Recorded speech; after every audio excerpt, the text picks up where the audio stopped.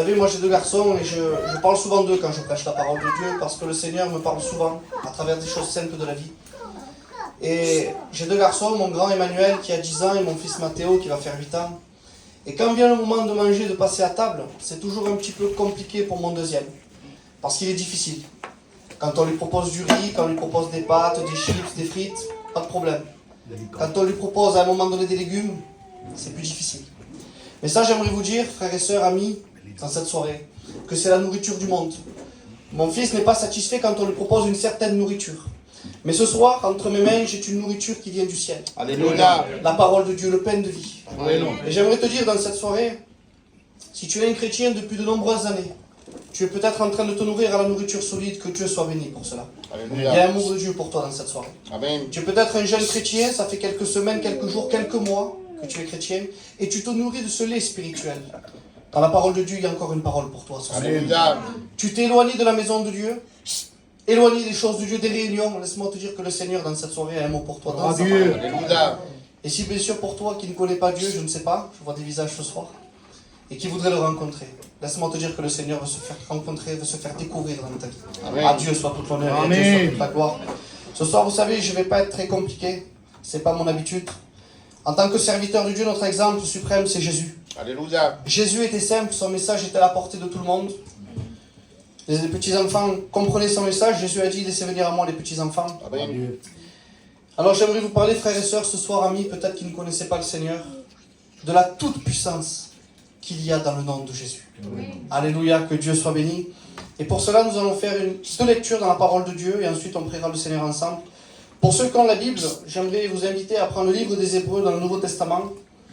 Le livre des Hébreux, le chapitre 1, verset 8, nous dirait ainsi, « Mais il a dit au Fils, ton trône, ô Dieu, est éternel. » Alléluia, que Dieu soit béni.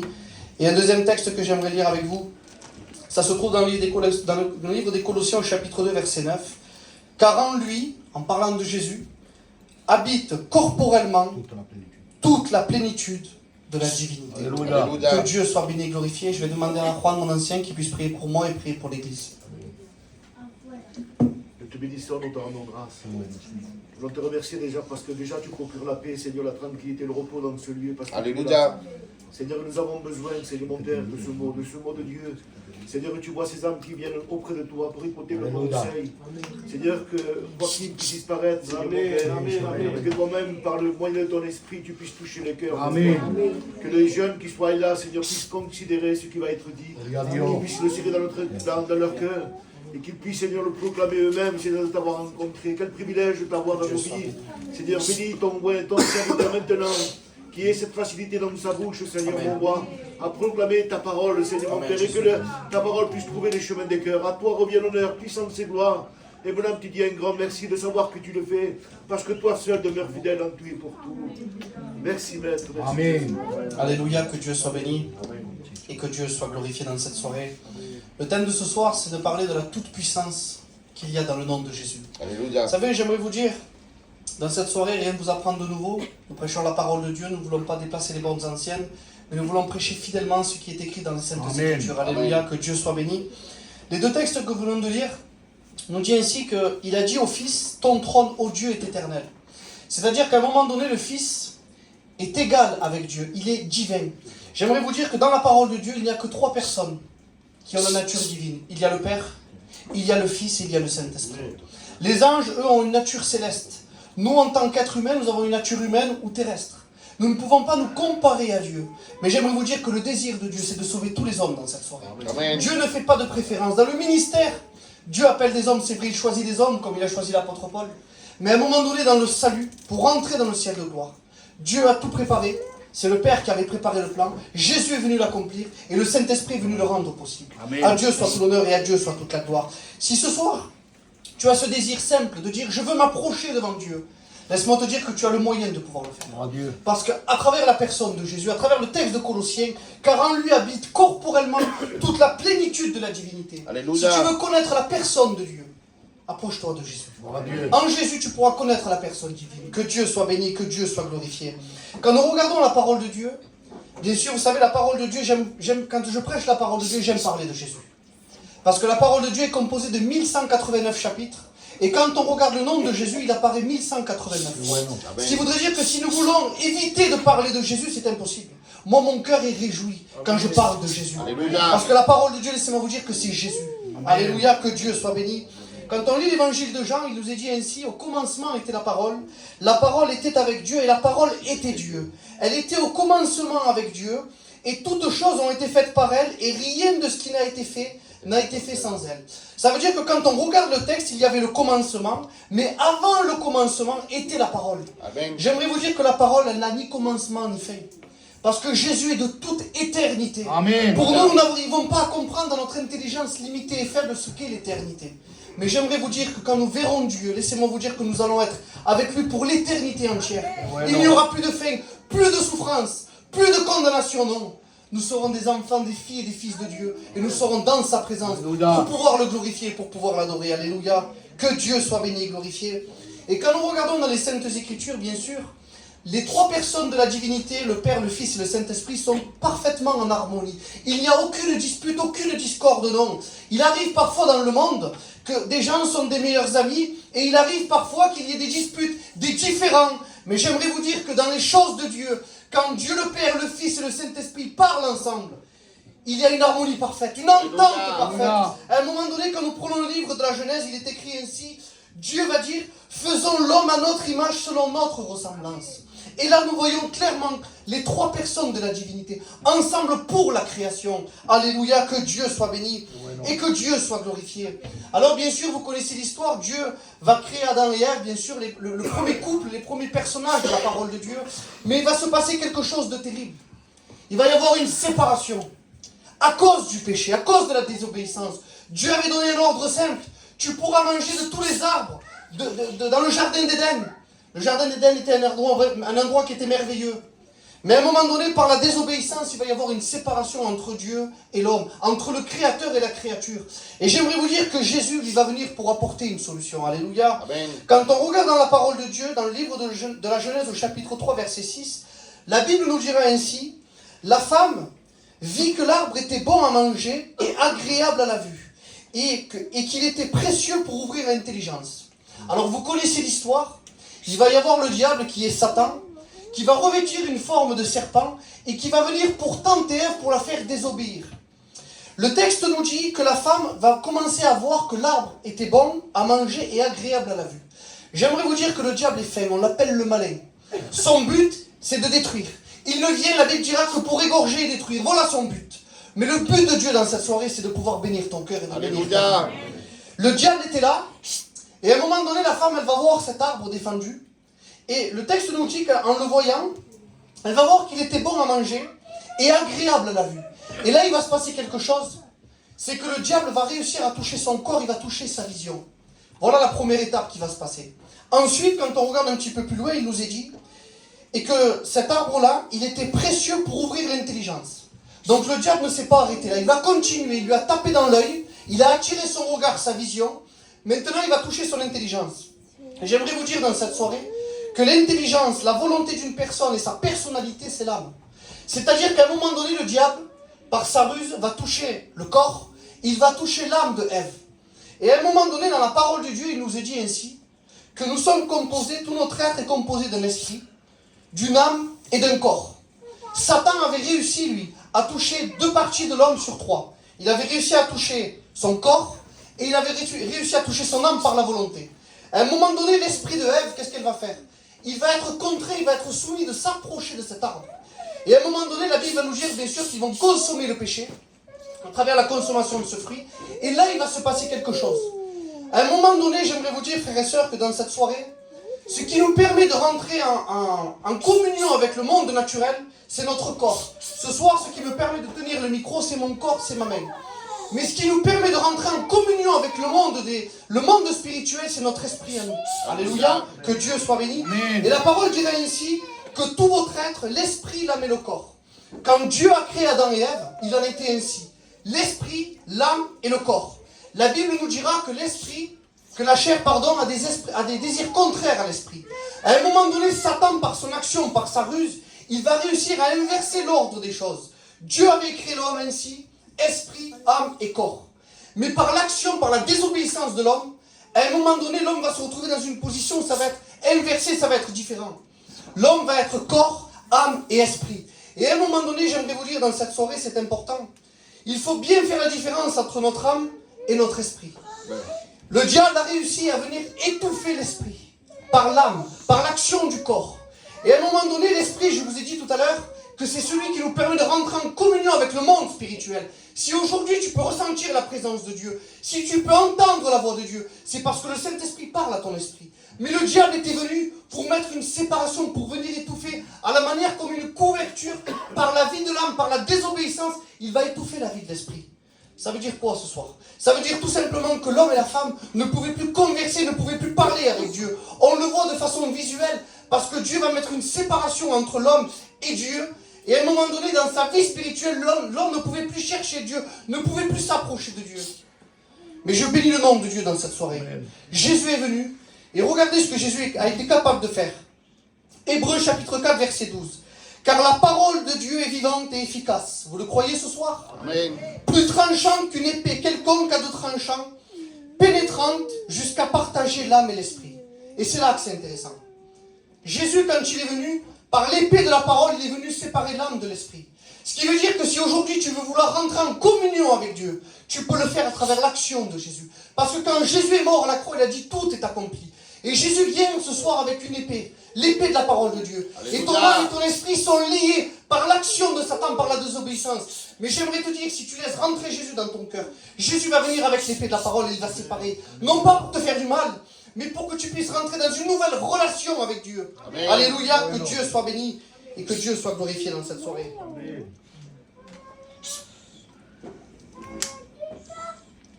Ce soir, j'aimerais te dire, viens tel que tu es, au pied de Jésus. Tu as besoin de Jésus. Amen. Tu ne pourras pas t'en sortir par tes propres moyens, c'est impossible. Jésus est le Dieu Tout-Puissant. Alléluia, que Dieu soit béni. Quand on regarde et qu'on médite la parole de Dieu, il y a eu des grands hommes de Dieu. Mais les paroles que nous allons lire à présent, aucun homme à part Jésus a pu les prononcer. Jésus va dire, homme, tes péchés te sont pardonnés. Il va s'adresser aussi aux femmes. Il va dire, femme, tes péchés sont pardonnés. Et vous savez pourquoi Jésus a pu prononcer ces mots? Parce qu'il est divin, mais parce qu'il a dit, tout pouvoir m'a été donné, dans le ciel et sur la terre. Alléluia. Et surtout, parce que le sang de Jésus nous purifie de tout. Amen. Ce soir, tu peux être le plus grand des pécheurs.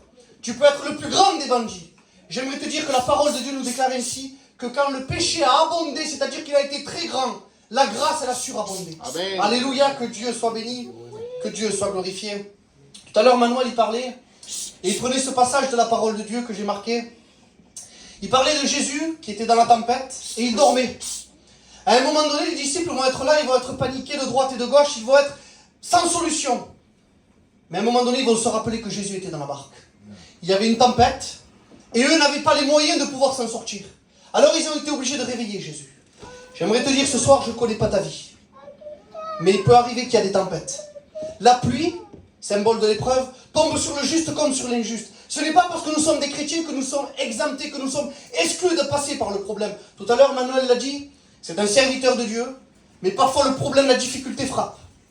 Mais quelle importance d'avoir un appui quand la difficulté frappe. Ouais, non. Cet appui n'est pas un appui terrestre, il est un appui divin. Alléluia. Dans la personnalité de Jésus. Amen. Alléluia, que Dieu soit béni et que Dieu soit glorifié. J'aimerais vous dire ce soir, dans la toute-puissance de Jésus, Jésus est capable de te libérer dans cette soirée. Amen. Il y a un texte dans l'évangile de Jean, chapitre 8, verset 36, qui nous dira, si donc le Fils vous affranchit, ça veut dire te rendre libre, vous serez réellement libre. Et je pensais cela, vous savez, parfois il y a des hommes qui peuvent être en prison, entre quatre murs, et qui peuvent être libres. Amen. Et il peut y avoir des personnes qui sont dans le monde, ils ont une vie sociale, ils travaillent, ils ont une activité, des amis, une famille, pas de problème, ils vont où ils veulent, mais ils sont prisonniers.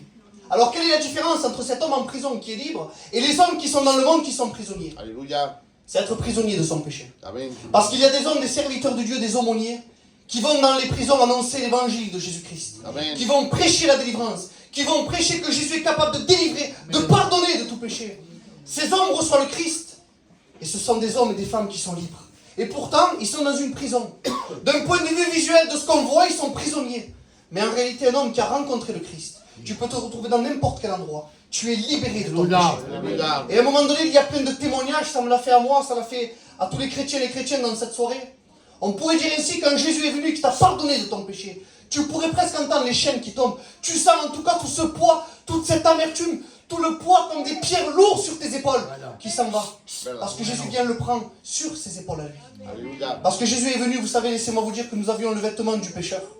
Mais quand Jésus est venu, il est venu avec le vêtement de la justice. Il est venu dire, viens, donne-moi ton vêtement du pécheur, je vais le prendre. Et moi, je vais te donner le vêtement de la justice. Ce qui fait que si tu acceptes Jésus ce soir, tu passes pour être un homme, une femme juste devant Dieu. Amen. Ton casier judiciaire, il est blanc comme neige. Alléluia. Plus aucun péché. C'est le péché qui te prive de sa face. C'est le péché qui t'empêche que Dieu écoute ta prière. Mais si ce soir Jésus vient et qu'il te lave par son sang précieux, tu passes d'un homme qui est des ténèbres, qui vient à son admirable lumière. Alléluia. À Dieu soit toute l'honneur et à Dieu soit toute la gloire. Jésus, on l'appelle aussi le réparateur des brèches. Vous savez, quand on est malade, on va voir le docteur et c'est normal, c'est naturel. Il nous prescrit une ordonnance et il nous donne un traitement. Mais il y a un traitement que tous les docteurs, même les plus grands médecins, les plus grands spécialistes du monde, ne peuvent pas te donner ce soir. C'est ce qui est écrit dans ce verset. Il guérit ceux qui ont le cœur brisé. Amen. Et il pense leurs blessures. Si tu vas voir un docteur et tu lui dis je suis en dépression, il va te prescrire des antidépresseurs. Si tu lui dis j'ai mal à la tête, à un moment donné il va te marquer un cachet pour la tête, pour le pied, pour tout ce que tu veux. Mais si tu vas voir le médecin du monde et tu lui dis docteur, mon cœur il saigne, mon cœur il est en 1000 morceaux. J'aimerais te dire qu'on l'appelle le réparateur des brèches. Quand ton cœur est en 1000 morceaux, qu'il est brisé par les problèmes, par les difficultés, Jésus vient avec le baume, sa pommade, et il la met sur ton cœur. C'est indolore, tu sens rien, mais à combien Dieu reconstruit tout. Parce qu'on l'appelle l'architecte divin, on l'appelle le constructeur. Et il est présent dans cette réunion, dans cette soirée, pour te faire du bien. Alléluia. J'aimerais te dire que dans la toute puissance de Jésus, Jésus est capable de te donner la paix. Ah non, pas la paix comme le monde donne. Les gens gaspillent des fortunes. Les gens se tuent à aller dans des multitudes d'endroits pour chercher la paix, le bonheur. Mais Jésus, regardez ce qu'il nous dit ce soir. Je vous donne ma paix. Et la paix de Dieu, j'aimerais te dire, elle surpasse toute intelligence. Et elle gardera ton cœur et tes pensées en Jésus-Christ. Pourquoi elle surpasse toute intelligence? Parce que tu ne peux pas la comprendre. Je l'ai dit la dernière fois, j'ai perdu mon pauvre père il y a 2 mois. Mais à un moment donné, quand j'ai expérimenté la paix de Dieu dans mon cœur, quand Jésus est venu mettre sa tranquillité, cette paix dans mon cœur, à un moment donné, je ne souffrais plus. Ça ne venait pas de moi, ça ne venait pas de ma capacité, de mes forces, non. Ça venait du ciel. Laisse Jésus t'envahir de la paix. Et Dieu va le faire dans cette soirée, alléluia. J'aimerais m'adresser aussi aux chrétiens dans cette soirée.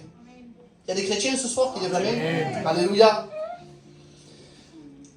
J'aimerais te dire que si tu es un chrétien, c'est parce qu'un jour Jésus est venu dans ta vie. Tu l'as reconnu en tant que sauveur et maître. Et j'aimerais que tu prennes quelques instants de réflexion en te disant que si Jésus est avec toi ce soir, dans ta maison, au sein de ton foyer, c'est Dieu lui-même qui est avec toi. Parce que la prophétie dans l'Ancien Testament d'Ésaïe dirait ainsi, elle lui donnera le nom d'Emmanuel. Emmanuel est rentré dans notre maison. Qui est Emmanuel? C'est Jésus. Alléluia, que Dieu soit béni et que Dieu soit glorifié. Ce soir, le Jésus que je prêche, le Jésus que nous prêchons avec les serviteurs de Dieu, avec mes frères, c'est un Jésus qui est capable de changer les temps et les circonstances. Amen. Parfois, il n'y a plus de solution. Parfois, tu es lamenté, tu es là, tu dis Seigneur, je ne vois pas la solution, je ne vois pas le bout du tunnel. Le livre de Daniel, parce que Daniel était un homme de Dieu, un homme extraordinaire. Regardez la description qu'il va faire de Jésus. C'est lui qui change les temps et les circonstances. Amen. À Dieu soit toute l'honneur et la gloire. Vous savez, des fois, il y a des situations qui sont compliquées. Je vous raconte une expérience toute simple. À un moment donné, j'ai voulu changer de travail il y a quelques mois en arrière. Je l'ai peut-être dit dans mes expériences, mais j'ai à cœur de vous le dire ce soir. Et puis, un patron m'a appelé. Et c'était, moi j'habite Marignane, c'était un poste pour aller travailler sur Istres. Et jusqu'au dernier moment, je ne voulais pas aller à cet entretien d'embauche. Alors j'ai prié quand même Dieu, j'ai tout remis entre les mains de Dieu. Il est important de remettre les petites choses entre les mains de Dieu comme les grandes choses. Parce que Dieu connaît toutes choses, alléluia. Alors j'ai prié, j'ai dit Seigneur, si c'est ta volonté pour ce travail, ben, que tu puisses me le montrer. Et j'aimerais vous dire que Dieu change les temps et les circonstances. Je suis allé à cet entretien. Et l'entretien, c'était à la base pour travailler sur Istres. Marignane-Istres, il y a quand même un petit morceau, ça fait une trotte. Et je fais cet entretien. Et le patron, à un moment donné, il commence à me parler. Et il me dit, Monsieur Gabarit, ce qu'on va faire, on va laisser tomber pour le poste de Istres. Si vous êtes prêts à attendre, d'ici 3 mois, je vais vous proposer un autre poste. Mais non pas sur Istres, mais sur Marignane. Est-ce que vous êtes d'accord? Quand le patron m'a dit ça, je suis resté étonné. Parce que Dieu nous étonne toujours. Dans des petites choses comme dans des grandes choses. Mais il est important de voir toujours la gloire de Dieu. Dieu m'a béni et puis Dieu m'a donné un travail qui est à 3-4 km de chez moi. Tous les midis je rentre manger. C'est un petit détail pour vous, mais pour moi c'est grand. Parce que Dieu change les temps et Dieu change les circonstances. Alléluia. Que Dieu soit béni. Le texte d'Ésaïe nous dira comme cela, que Jésus il s'est chargé de nos souffrances. C'est nos souffrances qu'il a portées et c'est de nos douleurs qu'il s'est chargé. J'aimerais vous dire, frères et sœurs, dans cette soirée, nous ne méritions rien. Si nous méritions une seule chose, oui, c'est d'aller en enfer pour l'éternité. Je voudrais faire peur à personne ce soir. Le salut, le pardon des péchés ne se mérite pas. On reçoit tout par grâce. Qu'est-ce que la grâce ce soir? La grâce, c'est de dire, tu es un pécheur, je suis un pécheur. Mais Dieu, dans son amour, a donné son Fils, Jésus-Christ. Et comme il a donné son Fils, son sang précieux coule à la croix, il te pardonne de tout péché parce que tu l'acceptes. Et au lieu d'aller en enfer pour l'éternité, tu vas au paradis. J'ai pour habitude de dire cela. La grâce, c'est la plus grande remise de peine qu'un homme puisse obtenir. Il y a des remises de peine dans le monde. Des prisonniers qui, par bonne conduite, à un moment donné, au lieu de faire 20 ans de prison, quand ils se conduisent bien, les gardiens, le juge, à un moment donné, peuvent dire, ben écoutez, au lieu de faire 20 ans de prison, tu vas en faire plus que 10 ou 15. Mais il a quand même fait 10 ou 15 années de prison. Parce que ça, c'est la grâce du monde. Mais la grâce qui est en Jésus-Christ, elle te dit, oui, mon frère, oui, ma soeur, tu dois aller pour l'éternité à l'enfer. Non. Tu n'iras pas une seconde, un seul instant, une seule heure en enfer souffrir. Non. Dans le séjour des morts. Non, pas du tout. Tu vas aller dans le paradis. Parce que je peux te préparer une place. Alléluia. Que Dieu soit béni. Voilà le Christ que nous prêchons. Un Christ tout-puissant. Un Christ qui est vivant. C'est vrai qu'il est mort à la croix. Mais j'aimerais vous dire que même la mort n'a pas pu le retenir. Parce qu'il est la résurrection et la vie. Que Dieu soit béni. Vous savez, quand Jésus prêchait, à un moment donné, son discours n'était pas là pour remplir les têtes, mais il était là pour toucher les cœurs, pour faire du bien. Il y avait des hommes qui, à un moment donné, vont rendre témoignage des discours, des prédications de Jésus. Ils vont dire ainsi, jamais homme n'a parlé comme cet homme. Alors on pourrait se poser la question, mais pourquoi les paroles de Jésus étaient autant impactantes et puissantes? C'est tout simplement parce que dans le discours de Jésus, il y avait un discours qui était divin, mais il y avait aussi un discours humain. Les hommes voyaient un homme, c'est vrai, mais à combien il était celui qui avait les paroles de la vie éternelle. Une parole qui est capable de percer l'âme, de rentrer au plus profond de toi. J'aimerais te dire que Jésus te connaît dans cette soirée, mieux que toi-même. La parole de Dieu déclare ainsi que tous les cheveux de votre tête sont tous comptés. On ne peut rien cacher devant Dieu. Ne cache rien devant Dieu. Ta misère, ton péché, tes problèmes, tes difficultés, ne cache rien. Pour ma part, quand je suis venu devant Dieu, je ne lui ai pas caché ma misère. Je lui ai dit, Seigneur, j'ai des liens, j'étais un garçon, j'aimais sortir dans le monde. J'ai dit, Seigneur, sortir dans le monde, c'est un lien, c'est une chaîne pour moi. Mais si, comme les serviteurs de Dieu disent, comme les chrétiens le disent dans leur témoignage, tu es capable de briser ces chaînes, Seigneur, fais-le. Et Jésus est venu. Il a tout changé, il a tout réparé. Il a donné un nouveau sens, un nouveau but à ma vie. Alléluia, que Dieu soit béni et glorifié. Et Jésus, dans son ministère, avant de commencer son ministère, il avait 12 ans. Il était un enfant. Il va se retrouver dans le temple avec des hommes importants de l'époque. Il va être en compagnie des docteurs de la loi. Et quand il va être en compagnie des docteurs de la loi, il va commencer à échanger, à discuter avec eux. Et regardez ce que la parole de Dieu nous déclare. Tous ceux qui l'entendaient, donc c'est des docteurs de la loi, des hommes très instruits qui connaissent les Écritures. Et ils étaient plusieurs. Ils étaient frappés de son intelligence à Jésus et de ses réponses. Et je regardais dans le texte littéral frappé. Derrière le mot frappé, dans le texte grec, c'est fou qui ressort. Ça voulait dire quand Jésus apportait des réponses, il n'avait que 12 ans. Mais quand Jésus apportait des réponses, des solutions, des mots qu'il échangeait avec les docteurs de la loi, les hommes étaient comme fous, frappés. Et c'est quoi la folie? Je pensais à ça, je réfléchissais, c'est quoi la folie? La folie, c'est quelque chose qui est au-dessus de notre raisonnement. Nous avons un raisonnement qui, admettons, comme ceci. Et quand à un moment donné, on ne comprend plus, on dit, mais je ne comprends pas, je deviens fou, c'est pas possible. Parce que c'est au-dessus de notre intelligence, de notre compréhension.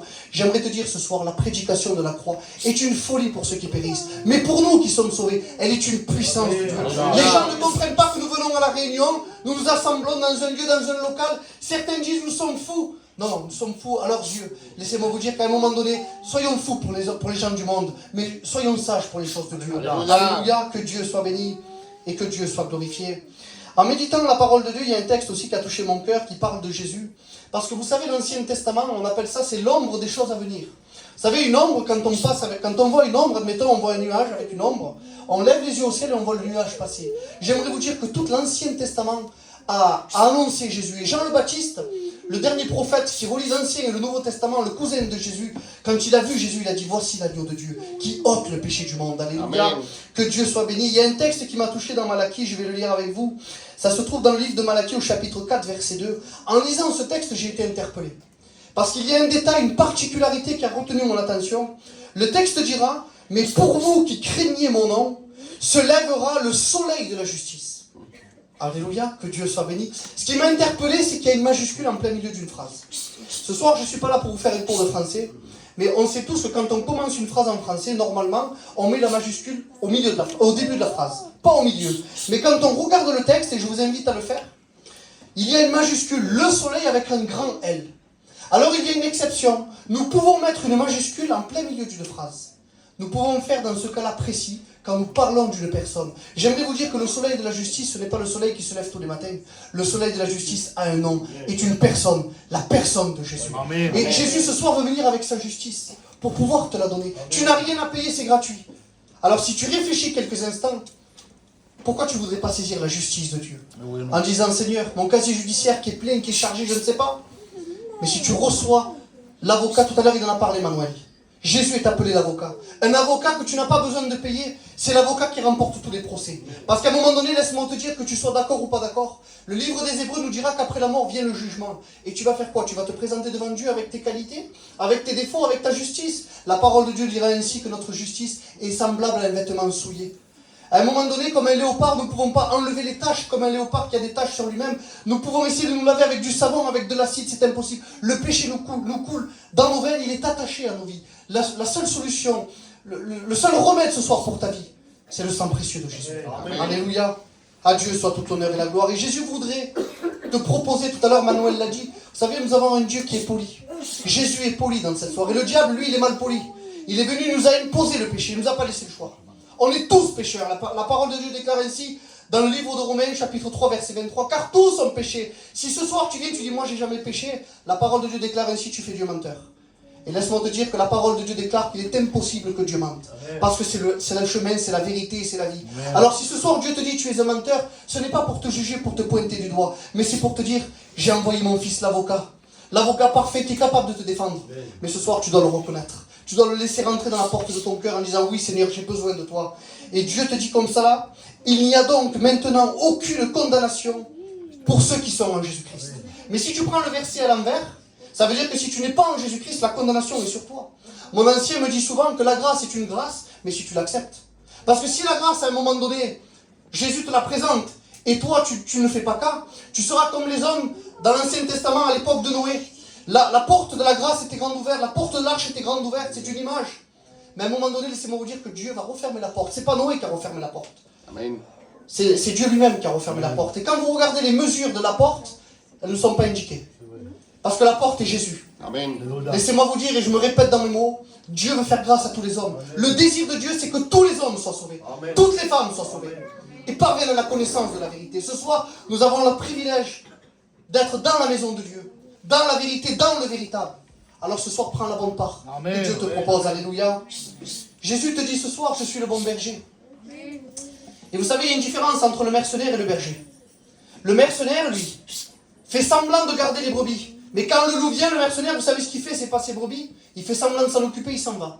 Mais Jésus, lui, n'est pas un mercenaire. Jésus est appelé le bon berger. Il va dire, je suis le bon berger.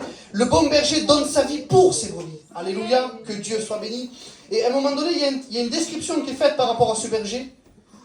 L'évangile de Matthieu va nous dire ainsi, si un homme a 100 brebis, et que l'une d'elles vient à s'égarer, parce que ça peut arriver de s'égarer, ne laisse-t-il pas les 99 autres sur les montagnes pour aller chercher celle qui s'est égarée? Quand on était aux écoles bibliques, le frère Tarzan nous expliquait une belle parabole, une belle métaphore par rapport à cette histoire. Il nous disait, excusez-moi, il nous disait autrefois, quand il y avait un berger en Israël, à un moment donné, quand il s'apercevait, quand il comptait son troupeau, vous savez, si on fait un troupeau de 100 brebis, et qu'on met un troupeau de 99 à côté de l'autre, à moins de les compter, on ne s'en apercevra pas. À première vue, on va dire que c'est pareil. Mais le berger lui connaît ses brebis. Il sait quand tu viens à la réunion et quand tu ne viens pas à la réunion. Il sait quand tu t'éloignes des choses de Dieu et quand tu es bien dans les choses de Dieu. Et à un moment donné, aux écoles bibliques, on nous expliquait, il y avait donc l'enclos. Il y avait l'enclos, il y avait les brebis à l'intérieur. Et le berger, avant de partir, parce qu'il n'y avait pas de porte dans l'enclos, mais le berger faisait quelque chose de particulier, il était là, il allumait un grand feu devant l'endroit où devait y avoir la porte, il n'y avait pas de porte, mais il allumait un grand feu. Et il partait chercher la brebis qui était égarée. Le feu, j'aimerais vous dire, représente le Saint-Esprit, le consolateur que nous avons reçu. Et le feu a une particularité, c'est que pour les brebis, il leur servait à s'éclairer, pour pas qu'elles soient dans le noir. Il leur permettait aussi aux brebis, quand elles avaient froid, de venir se réchauffer. Elle leur permettait aussi aux brebis, ce feu, de les empêcher de sortir de l'enclos. Et surtout aussi, elle empêchait au loup, qui voulait essayer de rentrer pour manger les brebis. Le loup ne pouvait pas rentrer. Parfois, tu voudrais t'éloigner des choses de Dieu. Tu voudrais baisser les bras, dire c'est bon Seigneur, j'en ai marre, je suis fatigué par les problèmes de cette vie. Mais à un moment donné, c'est le Saint-Esprit qui te reprend. Tu dis non. Il te rappelle le sacrifice parfait à la croix. Et il vient pour pouvoir justement t'attirer dans la maison de Dieu. Vous savez, quand on est dans la maison de Dieu, on est en sécurité. C'est quand on est au dehors qu'on est en danger. On doit prendre garde. Nous avons un témoignage ici, merci Seigneur. Mais à un moment donné, on doit aussi faire garde. Prendre garde et faire attention au témoignage dehors. Dans notre travail, dans notre famille, au quotidien. Alléluia. Que Dieu soit béni, que Dieu soit glorifié. J'aimerais vous dire aussi que Jésus, dans sa personnalité, dans son amour et dans sa toute-puissance, a été capable de nous envoyer une personne. Une personne qui est capable de nous permettre de sonder tout, même les profondeurs de Dieu. Ce soir, cette personne, c'est la personne du Saint-Esprit. Amen. À un moment donné, j'aimerais vous dire que pour sonder les choses de Dieu, les profondeurs de la parole de Dieu, tu as beau avoir un bac plus 30, tu ne pourras pas sonder les choses de Dieu. Oui, tu vas pouvoir comprendre certaines choses par ton intelligence. Mais Dieu, laissez-moi vous dire que dans la parole de Dieu, celui qui est intelligent pour Dieu, c'est celui qui cherche Dieu. Amen. Tu vas être intelligent ce soir, cherche Dieu. Amen. Cherche Dieu parce qu'à un moment donné, la parole de Dieu déclare ainsi que nous allons vivre jusqu'à 70-80 ans pour les plus robustes. Mais c'est quoi 70 ou 80 ans par rapport en comparaison avec une éternité? Ce soir, si tu entends la voix du Seigneur, n'endurcis pas ton cœur, mais ouvre-lui grand ton cœur, déchire ton cœur. Et le Seigneur va venir se faire un grand plaisir de pouvoir venir habiter dans ton cœur et pour pouvoir te faire du bien. Alléluia. Dans le nom de Jésus, j'aimerais vous dire, et Jésus va donner cet enseignement, en mon nom, parce que Jésus, dans le nom de Jésus, elle fait fuir la maladie, le nom de Jésus. En mon nom, il dira ainsi, ils imposeront les mains aux malades, et les malades seront guéris. Vous y croyez ce soir? Moi, j'y crois de tout mon cœur. Vous savez, je vous raconte un témoignage rapide. En 2018, j'ai ma mère qui a fait des examens, et à un moment donné, j'étais avec elle, on est allé voir un hématologue, un docteur du sang. Et quand on est allé voir ce spécialiste, le docteur du sang, à la sortie de la consultation, il nous a annoncé une très mauvaise nouvelle. Il nous a dit, voilà, Madame Gabari, vous avez la maladie dans le sang, la mauvaise maladie dans le sang. Et quand vous prenez une maladie comme ça, une nouvelle comme ça, même si vous êtes chrétien, ça vous touche au plus profond, surtout quand c'est quelqu'un comme votre mère ou votre père, quelqu'un proche de votre famille. Mais vous savez, en tant que chrétien, on se rappelle que nous avons un appui. J'ai pris mon téléphone, j'ai appelé mon beau-père, Patrick, pour ceux qui le connaissent, et j'ai dit, voilà Patrick, on sort de l'endroit de l'hématologue, et là on a une mauvaise nouvelle. Je vais venir avec ma mère, est-ce que tu peux lui imposer les mains au nom du Seigneur? Et je crois que le Seigneur est capable de faire quelque chose pour elle. On est allé, il lui a imposé les mains au nom du Seigneur. Et j'aimerais vous montrer toute la puissance de Dieu, parce que Jésus n'a pas changé. Hébreux chapitre 13, verset 8 dira que Jésus est le même hier, aujourd'hui, éternellement, mais il ne change pas lui, mais il est capable de changer ta vie. Et à un moment donné, on est allé, il lui a imposé les mains au nom du Seigneur, et un mois après, elle devait refaire des examens. Quand elle est allée refaire ses examens, elle a refait des prises de sang. Le médecin est venu, il lui a dit, Madame Gabari, vous êtes en période de rémission. Il y a eu un mois qui s'est écoulé. Un mois. Je vous dis en vérité, j'ai vu l'action de Dieu. J'ai vu les mains du Seigneur Jésus-Christ se poser sur ma mère. Et le docteur a fait un document, il a marqué, Madame Gabari, vous êtes en période de rémission. Il est vrai qu'aujourd'hui, elle doit prendre un traitement, elle a bientôt fini, pour que la maladie ne s'aggrave pas. Mais j'aimerais vous dire que ça, c'est la part de l'homme. Mais la part de Dieu, c'est que quand nous ne pouvons pas faire notre part à nous, que nous sommes limités, nous voulons le laisser agir à lui. Parce qu'il est tout puissant. Il n'a pas changé, mais il change les temps et les circonstances. Alléluia. Que Dieu soit béni, glorifié. J'aimerais vous dire aussi que dans le nom de Jésus, Jésus va le dire ainsi, en mon nom, ils chasseront les démons, ils parlent aux serviteurs de Dieu. Amen. Vous savez que les démons tremblent devant le nom de Jésus. Vous savez ce qui fait trembler les démons et le diable ce soir? Ce n'est pas un homme qui est rempli de connaissances, non. Le diable ne tremble pas devant un homme qui est rempli de connaissances. Mais le diable tremble devant un homme qui est rempli du Saint-Esprit. Parce que quand un homme est rempli du Saint-Esprit, il est rempli du feu qui vient du ciel. Et à un moment donné, laissez-moi vous dire que dans la présence de Dieu, la personne qui est possédée, à un moment donné, est obligée de partir parce qu'elle se brûle. Parce que l'homme de Dieu, la femme de Dieu qui est remplie du Saint-Esprit, laissez-moi vous dire qu'entre les mains de Dieu, il devient un instrument puissant. Il devient un instrument capable de chasser les démons. Parce que Jésus nous a donné cette autorité. Alléluia. Que Dieu soit béni et que Dieu soit glorifié. Je voudrais passer vite dans le message parce que je ne voudrais pas être trop long ce soir. Que Dieu soit béni et à Dieu soit toute l'honneur et la gloire. À Dieu soit l'honneur. Jésus aussi nous a donné cet enseignement, il l'a donné à ses disciples dans l'évangile de Marc, chapitre 16, verset 17. En mon nom, ils parleront de nouvelles langues. Et ça, c'est le baptême du Saint-Esprit. J'aimerais vous dire quelques mots par rapport au baptême dans la parole de Dieu. Là, Jésus nous dit qu'en mon nom, ils imposeront les mains. Donc, c'est les serviteurs de Dieu anciens qui imposent les mains. Et les personnes qui n'ont pas reçu le baptême du Saint-Esprit, le parler en langue, ils parlent en langue. C'est quelque chose de prodigieux, de merveilleux. C'est un cadeau qui vient du ciel. Ça fait partie des baptêmes bibliques. Et les enseignants aux écoles bibliques nous ont appris que c'est le deuxième baptême qui est biblique dans la parole de Dieu. Le troisième baptême biblique, c'est le baptême d'eau. Pardon, le deuxième baptême, c'est le baptême d'eau. Le troisième, c'est le baptême du Saint-Esprit. Le quatrième, c'est le baptême de souffrance. Mais il y a un baptême qui est à part, qui est le plus important, qui est salutaire pour ta vie. C'est le baptême de la régénération. C'est la nouvelle naissance. Quand on regarde dans la parole de Dieu, dans l'évangile de Jean au chapitre 3, Jésus avec Nicodème lui a dit, si tu reçois pas le baptême du Saint-Esprit, tu ne rentreras pas au ciel. Il ne lui a pas dit ça. Il lui a pas dit, si tu ne reçois pas le baptême de souffrance, tu ne rentreras pas au ciel. Il lui a pas dit, si tu ne te baptises pas d'eau, tu ne rentreras pas au ciel. Mais il lui a dit, il faut que tu naisses de nouveau. Alors c'est quoi naître de nouveau? La prophétie d'Ézéchiel nous dira ainsi que Jésus est capable de changer notre cœur de pierre et faire un cœur de chair. Tu n'as pas la capacité ce soir, le pouvoir de changer ton cœur. Parce que ton cœur est mauvais. Mon cœur était mauvais avant de rencontrer Dieu. Mais quand je me suis approché de la présence de Dieu, quand je me suis approché du Maître, Jésus est venu ôter ce cœur mauvais, ce cœur méchant. Et il est venu mettre un nouveau cœur dans ma vie pour pouvoir le remplir de son amour. Alléluia. Que Dieu soit béni, que Dieu soit glorifié. Je vais bientôt finir parce que je ne veux pas être trop long ce soir dans le message. J'aimerais te dire à toi ce soir, si tu reçois le Seigneur Jésus-Christ, tu peux recevoir un pouvoir particulier. À tous ceux qui l'ont reçu, nous dira la parole de Dieu. À ceux qui croient en son nom, elle leur a donné le pouvoir de devenir un enfant de Dieu.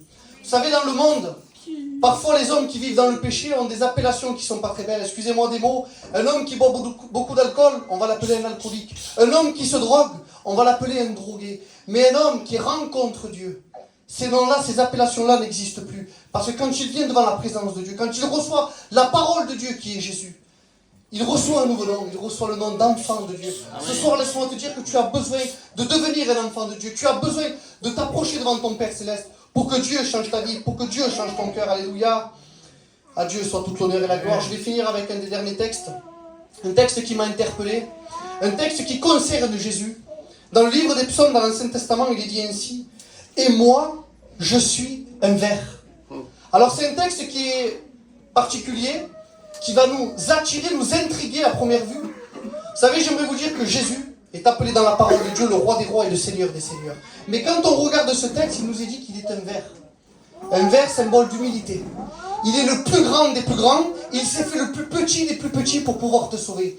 Et dans le dictionnaire biblique, je regardais, et la note du dictionnaire biblique a touché mon cœur, a béni mon cœur. Elle nous dira que le ver, la femelle du ver a une particularité. Quand on regarde le dictionnaire biblique, il nous dit que la femelle du ver, à un moment donné, quand elle va avoir des œufs, elle va aller près d'un arbre, elle va s'attacher fermement à cet arbre, et puis elle va mourir, elle va se sacrifier. Et quand la femelle du ver va mourir et se sacrifier, il y a un liquide rouge écarlate qui va sortir de la femelle, donc du ver, et puis elle va donner naissance à ses œufs. Et quand ces œufs, à un moment donné, vont sortir, ils vont être imprégnés de ce liquide rouge écarlate. J'aimerais vous dire que cette image représente le Seigneur Jésus-Christ. Parce que dans la parole de Dieu, il nous est dit que Jésus est venu pour nous conduire, à nous, en tant qu'enfants de Dieu, à la gloire, beaucoup de fils. Ce soir, j'aimerais te dire que Jésus voudrait te conduire dans la gloire céleste. Non pas la gloire du monde, non, mais il voudrait te conduire dans la gloire céleste. Alors quand il nous est parlé de ce ver est resté attaché à cet arbre. Comme Jésus est resté attaché sur le bois de la croix. Il avait le pouvoir de descendre, mais il n'a pas voulu le faire. J'aimerais te dire que ce n'est pas simplement des clous qui ont retenu Jésus, non. Mais c'est son amour pour toi. Alléluia, que Dieu soit béni et que Dieu soit glorifié. Vous savez, il y a des personnes qui ont fait une description de Jésus. Un jour, il va y avoir une Samaritaine au puits de Jacob qui va dire: tu es un prophète, parce que Jésus va parler avec cette femme, et puis à un moment donné, la Samaritaine, elle va voir que Jésus a dévoilé sa vie, et que c'est bon quand Jésus dévoile notre vie. Cette femme, à un moment donné, elle va voir que Jésus a dévoilé sa vie, et puis elle va lui dire: je vois que tu es prophète. Mais j'aimerais te dire, cette femme avait raison, Jésus est un prophète. Mais ce n'est pas la chose la plus importante, la plus grande considération qu'il faut que tu aies pour Jésus ce soir. C'est pas de dire qu'il soit un prophète. Il faut que tu reconnaisses Jésus dans sa véritable identité. Et on va le voir ensemble et on va terminer sur cela. À un moment donné, Jésus va dire, c'est pourquoi je vous ai dit que vous mourrez, donc c'est le futur, dans vos péchés, car si vous ne croyez pas ce que je suis, vous mourrez dans vos péchés. Si vous ne croyez pas ce que je suis, qui je suis, vous mourrez dans vos péchés. J'aimerais te dire que dans ce texte, il y a 2 fois le mot mort. Il y a une mort physique, une mort qui est inévitable. Par le péché, laissez-moi vous dire que tous les hommes doivent mourir. Je ne voudrais pas faire peur à qui que ce soit ce soir, mais laissez-moi vous dire, vous le savez, le livre de Job nous dira que la mort, c'est le rendez-vous de tous les vivants. La mort est un rendez-vous qu'on ne peut pas éviter. Impossible de l'éviter. À cause du péché.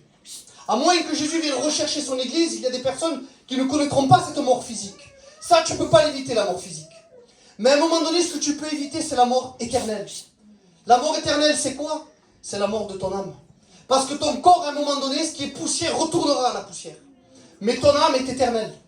Parce que ton âme a été construite, a été créée par Dieu, parce qu'il nous a insufflé le souffle de vie dans notre nature à nous, dans notre corps à nous. Et l'âme, j'aimerais te dire, elle est éternelle. Ton corps n'est pas éternel. Alors ce soir, si tu entends sa voix, n'endurcis pas ton cœur. Dis oui au rendez-vous que Dieu te propose. Et Jésus te pose la question à toi ce soir. Et vous? Mais prends-le pour toi ce soir. Et toi? Leur dit-il. Qui dites-vous que je suis? Comment tu vois Jésus? Est-ce que tu vois Jésus comme cette Samaritaine? Jésus est un prophète? Jésus est un homme? Ou est-ce que tu vois Jésus comme Pierre a vu Jésus par la révélation du Saint-Esprit? Simon-Pierre va dire, tu es le Christ, le Fils du Dieu vivant. Amen. Là, c'est pas la même chose. Voilà comment Jésus veut que tu le perçoives. Comment Jésus veut que tu le reçoives. Il est le Fils de Dieu. Il est la seule solution pour ta vie ce soir. Il est l'avocat auprès du Père, il est le médiateur. Un médiateur, c'est quoi? Un médiateur est celui qui vient réconcilier deux personnes qui sont en opposition, qui sont en colère, qui sont en dispute. J'aimerais te dire ce soir, tu ne le sais peut-être pas, mais à cause du péché, laisse-moi te dire que tu es en division avec Dieu. Dieu, même s'il aime sa création, sa créature, Dieu dans sa nature justice et dans sa nature de sainteté ne peut pas faire de compromis avec le péché. Tu as beau être la meilleure personne du monde, la parole de Dieu déclare ainsi que la meilleure personne, son cœur est semblable à un buisson d'épines. Ce soir, ce n'est pas tes qualités qui vont te sauver. Ce soir, ce n'est pas de dire mon père est serviteur de Dieu, mon cousin connaît les choses de Dieu. Non, tu dois faire une expérience avec Dieu. Alléluia. Tu dois éprouver Dieu. Mettez-moi de sorte à l'épreuve, dira la parole de Dieu. Et vous verrez pour vous, tu verras pour toi s'il n'est pas capable d'ouvrir les écluses des cieux. Vous savez, j'ai endurci mon cœur à la parole de Dieu environ pendant 2 années. Et puis quand j'ai réfléchi à un moment donné, avant de m'engager avec Dieu, je disais, Seigneur, pourquoi je te ferme mon cœur à tout l'amour que tu veux me donner? Car à un moment donné, j'ai accepté l'amour de Dieu pour ma vie. Tout a été fluide. À un moment donné, je suis passé par les eaux du baptême. Dieu avait pardonné mon péché. J'avais reçu le baptême de régénération, la nouvelle naissance. Être une nouvelle personne, mon cœur avait été changé. La preuve, c'est que je suis passé par le baptême d'eau, le 2e baptême biblique. Plus tard, Dieu m'a donné le baptême du Saint-Esprit. Et bien sûr, en tant que serviteur de Dieu et comme tous les chrétiens, on connaît le baptême de souffrance. Il y a des hauts, il y a des bas dans les vies chrétiennes, c'est vrai. Mais on a un appui solide. On a un ami fidèle. Et j'aimerais te dire pour toi, peut-être qui n'appartient pas à Dieu. Fais une rencontre avec Dieu. Pas simplement une expérience, de dire j'ai fait une expérience, j'ai ressenti ta présence. On ne peut pas uniquement se convertir avec une expérience, non. Dieu veut faire une véritable rencontre pour ta vie. Vous savez, les choses de Dieu, c'est quelque chose de sérieux. Les choses de Dieu, c'est quelque chose de sérieux parce qu'à un moment donné, il en va du salut de ton âme. Moi, ce soir, je suis qu'un instrument, j'ai prêché la parole de Dieu. Et vous savez, le livre de Job dira que Dieu parle tantôt d'une manière, tantôt d'une autre. C'est-à-dire que Dieu te parle à travers des serviteurs de Dieu, peut te parler à travers la nature, à travers plein de choses. Mais à un moment donné, si tu endurcis ton cœur, la parole de Dieu, à un moment donné, elle ne peut pas rentrer dans ton cœur. Et Dieu veut rentrer dans ton cœur. Dieu frappe. Dans le livre de l'Apocalypse, je frappe. Si tu entends ma voix, il faut que tu ouvres. Et le Seigneur va venir avec toi pour pouvoir te faire du bien. Alléluia.